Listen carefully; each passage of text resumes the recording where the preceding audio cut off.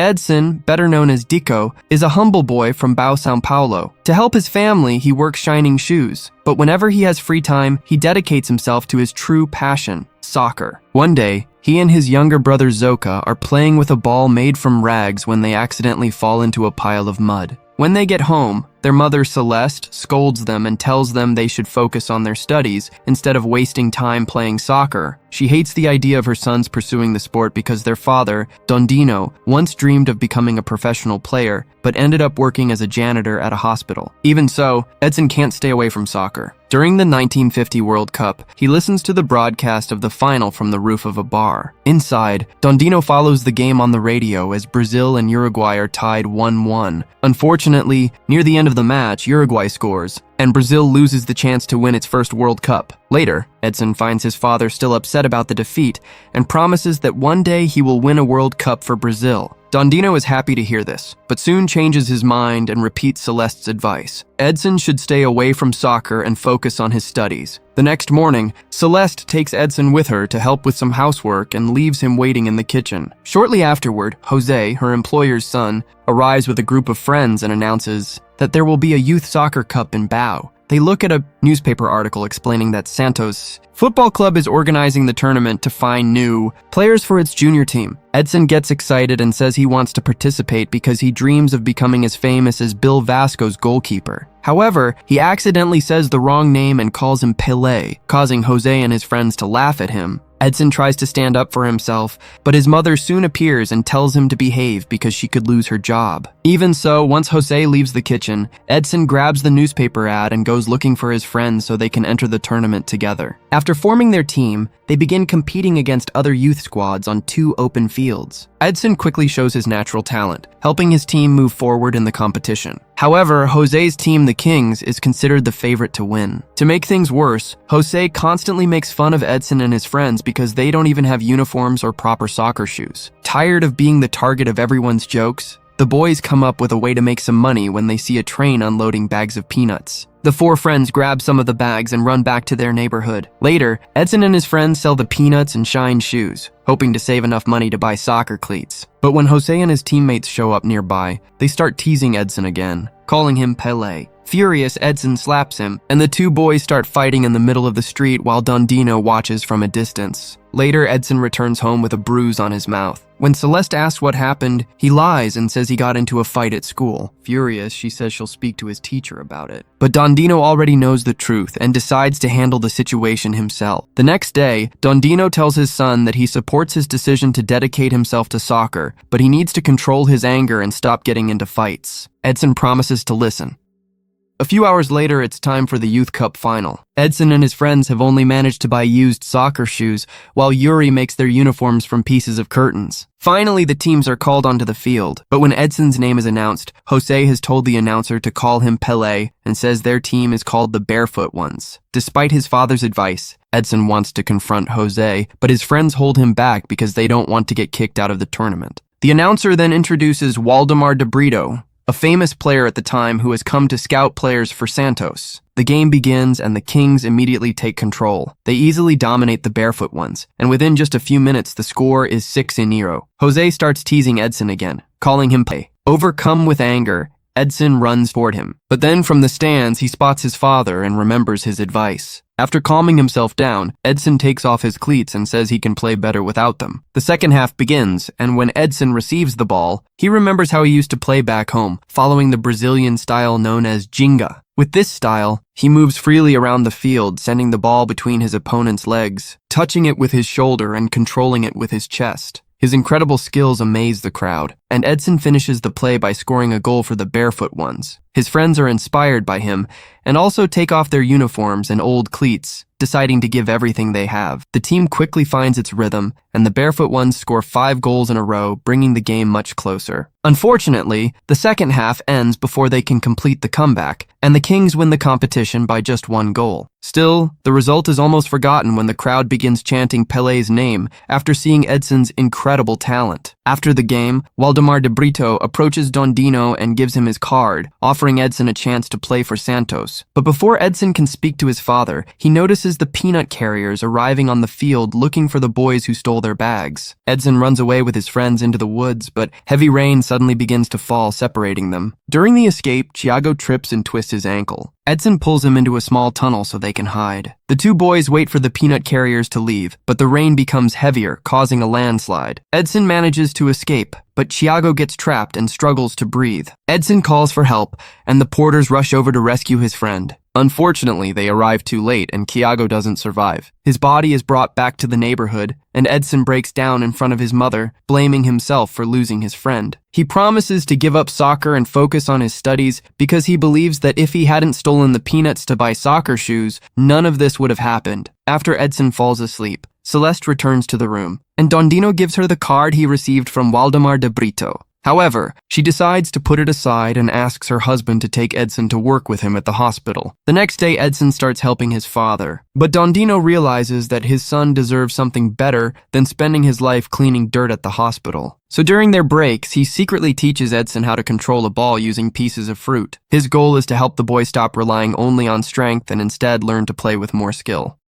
5 years pass and Edson is now a teenager. His ball control has improved greatly, but his dream of becoming a professional soccer player has been left behind. However, one day, Celeste sees how talented her son really is and decides to give his soccer dream another chance. Later, when Edson and Dondino return home, they find Waldemar de Brito waiting in the living room. He offers Edson a place on the Santos football team. Edson is thrilled, and a few days later he says goodbye to his family and travels to the city of Santos to chase his dream. Once there, he trains hard, but his style of playing with Ginga isn't well received by the coach, who tells him to focus on technique instead. Even after earning a spot on the Santos junior team, Edson struggles to play properly and can't even score a penalty. Feeling like the whole opportunity is a mistake, he packs his bags and heads to the train station to return to Bau. However, Waldemar sees him leaving the club and follows him to convince him to stay. Edson doesn't understand why the coach refuses to let him play with his Ginga style. Waldemar explains that after Brazil's defeat in the 1950 World Cup, many people blamed the country's traditional style of play for the loss. But he also explains that Ginga is part of Brazil's historical heritage and was originally connected to the martial art of capoeira. Over time, Ginga was adapted into soccer, but it became frowned upon by many fans, especially after Brazil's painful defeat in the previous World Cup. After telling Edson this story, Waldemar gives him a choice. He can leave the club or return and show everyone what his Ginga can really do. After thinking about it, Edson decides to give it another chance. After several days of training,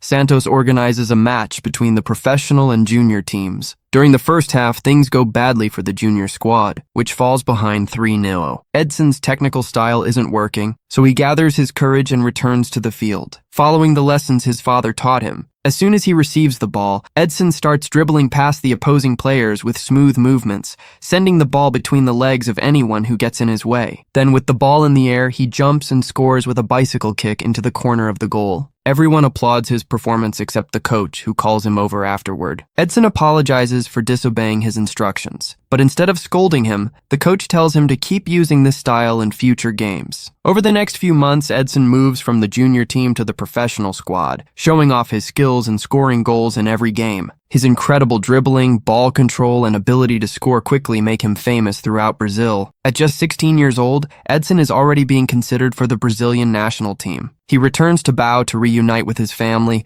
and gives his mother a new stove and a radio so they can listen to his games at home. The next day, Dondino calls Edson and Zoka to listen to Radio Bandeirantes, where the players selected for the national team will be announced. Names like Zagallo, Garrincha, and Vava are called, and Edson begins to lose hope. But just as he thinks his name won't be mentioned, he hears it. The young player is overjoyed, but he also realizes that he now carries the hopes of an entire nation. Before Edson leaves, Dondino gives him the old shirt from the barefoot ones, with Pelé written on the back. Edson still dislikes the nickname because it was once used to mock him, but his father explains that it became associated with him after everyone saw his unique style of play. Edson accepts the shirt and returns to Santos to continue training. In 1957, 1 year before the World Cup, Edson attends a party and meets his teammates Garrincha, Zito, and Didi. He also discovers that his old rival Jose is now part of the team under the name Mazzola. During a press conference, Mazzola tells reporters that Brazil will play with more technique to guarantee victory in the 1958 World Cup. He also says that Ginga is a primitive and outdated style that has no place on the team. Edson becomes irritated and tries to defend the Ginga his father taught him, but the national team coach Vicente Feola interrupts him. The next morning, Vicente reprimands Edson for his behavior at the party and tells him to follow the team's training methods or he will be dropped from the squad. With no other choice, Edson obeys, and Vicente takes the players to a training match. Journalists and photographers are there to record the session, but Edson once again struggles to play using the coach's style. When he receives the ball, however, Edson puts his fear aside and starts playing his own way, dribbling past the opposing players. Unfortunately, one of the defenders stops him, causing him to fall awkwardly and fracture his knee. Because of the injury, his participation in the 1958 World Cup becomes uncertain. The media begins questioning whether Brazil will repeat the mistakes that cost them the previous World Cup.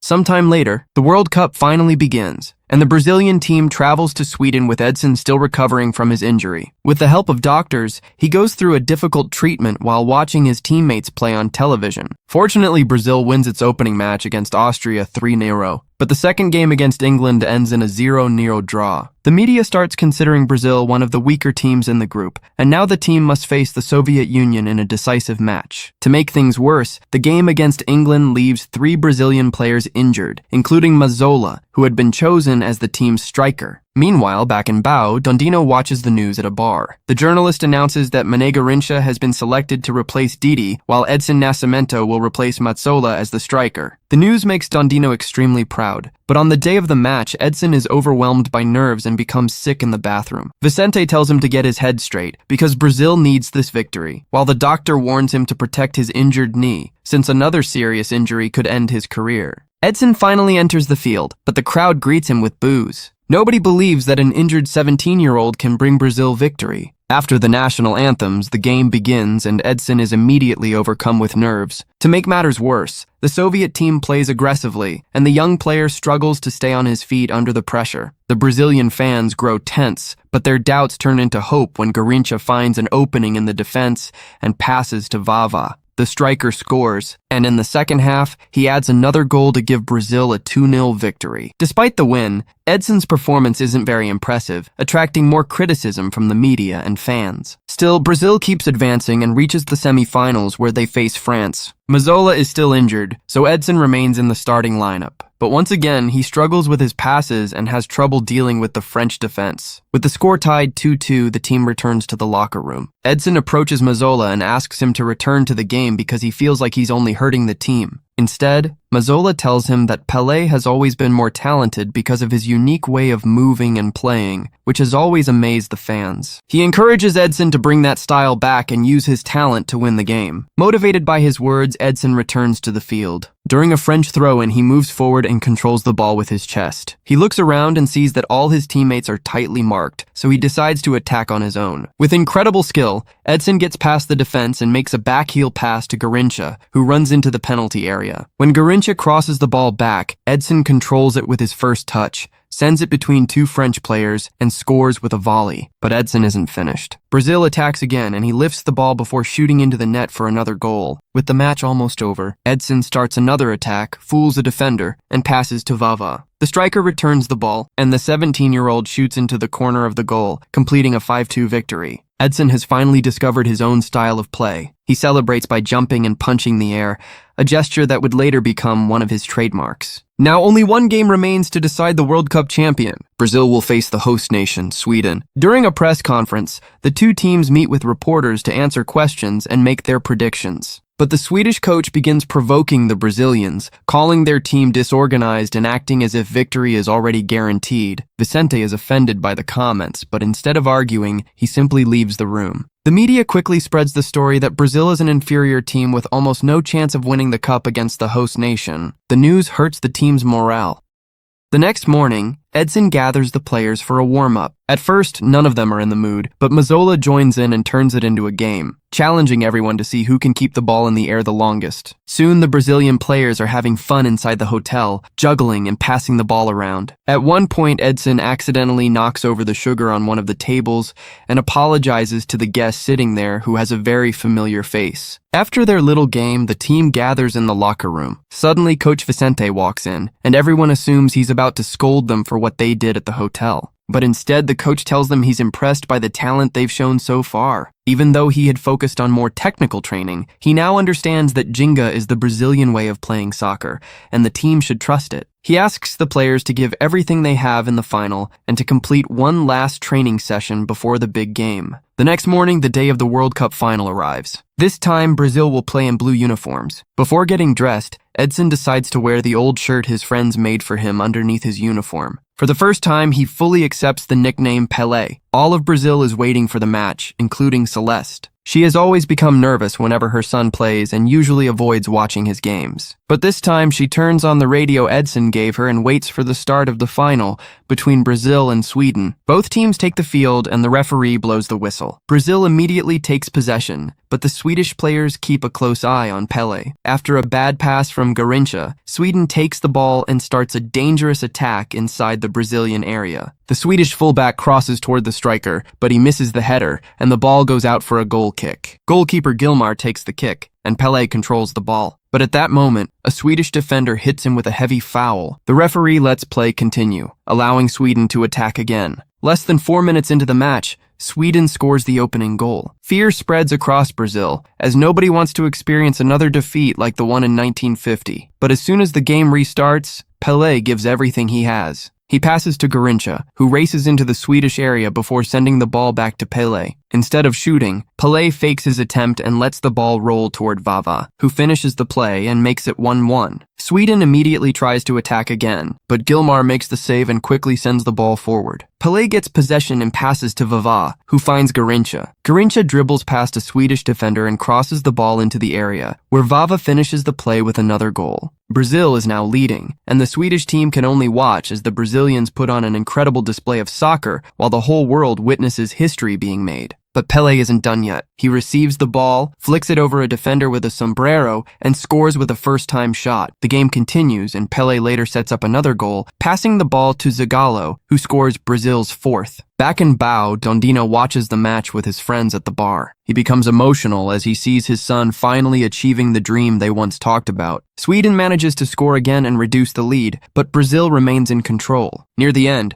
Pelé scores with a header, sealing the victory and making Brazil the World Cup champion. Years later, Edson Arantes do Nascimento would say that Pelé was truly born during that 1958 World Cup. After the final whistle, the young player collapses on the field. When he wakes up, he can hardly believe what has happened. From that day forward, Brazil's Ginga style becomes iconic, while Pelé is recognized as one of the greatest athletes in history. He becomes a national treasure, one of soccer's greatest scorers, and the only player to win 3 World Cups. The only record he never manages to break is scoring 5 goals in a single match, a record that remains with Dondino, his father.